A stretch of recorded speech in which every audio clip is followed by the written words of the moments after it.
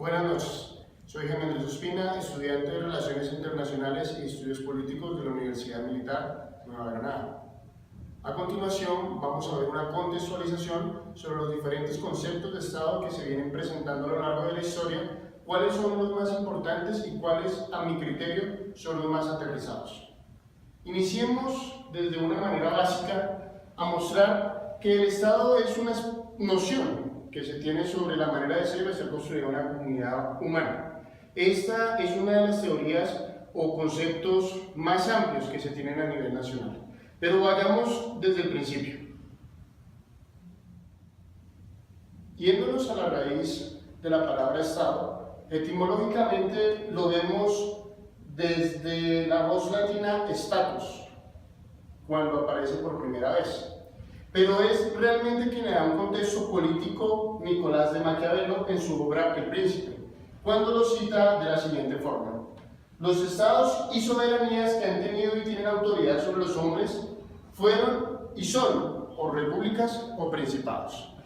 Es aquí donde históricamente se tiene en cuenta la primera palabra de Estado en contexto político. De los diferentes contextos que pudimos haber tocado, Ignacio Picharda Pagaza, que es un mexicano estudiador del tema sobre ciencias políticas, simplifica todos esos conceptos en una clasificación sobre 4 teorías. La primera es la teoría organicista, que tiende al Estado como un organismo vivo, con una personalidad independiente a los individuos que la integran. La segunda es la teoría sociológica, que entiende al Estado como una unidad de asociación, una unidad colectiva. La tercera es la teoría jurídica, entendida como la personalidad jurídica ligada al derecho. Esas teorías jurídicas han sido, digamos, las de mayor acogida en una época moderna para definir los estados. Y por último, las teorías acerca de los elementos del Estado, queriendo decir población, territorio y poder público.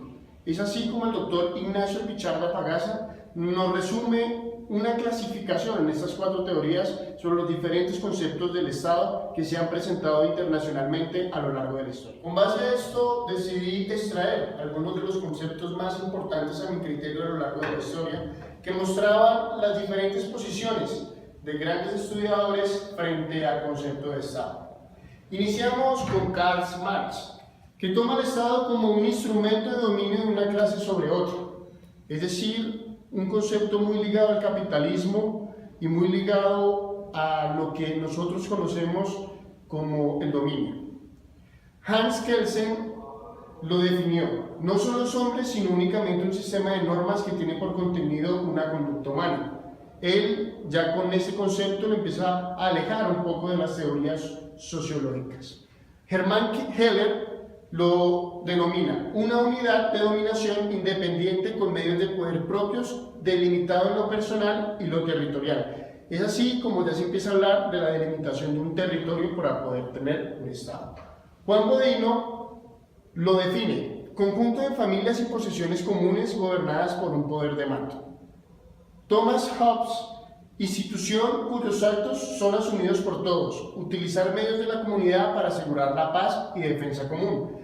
Él ya lo aterriza dentro de los intereses comunes que siempre van a ser una defensa de su sociedad, de la sociedad que integra ese Estado. Max Weber es la coacción legítima y específica, fuerza bruta legitimada que tiene el monopolio de la violencia. Un poco más sociológico este concepto, como lo pueden observar. Son así diferentes conceptos que se han visto a lo largo de la historia, y por eso decidí escoger uno más aterrizado en nuestro país. En Colombia, el concepto más aceptado de Estado es que es una entidad política que se forma cuando en una superficie territorial un conjunto de personas se organiza jurídicamente bajo el mando de organizaciones que buscan un orden social en una convivencia pacífica.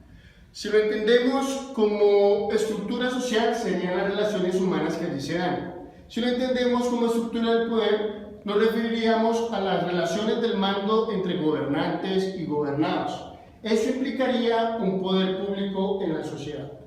Para que Colombia sea reconocida como Estado debería tener tres elementos que son reconocidos internacionalmente.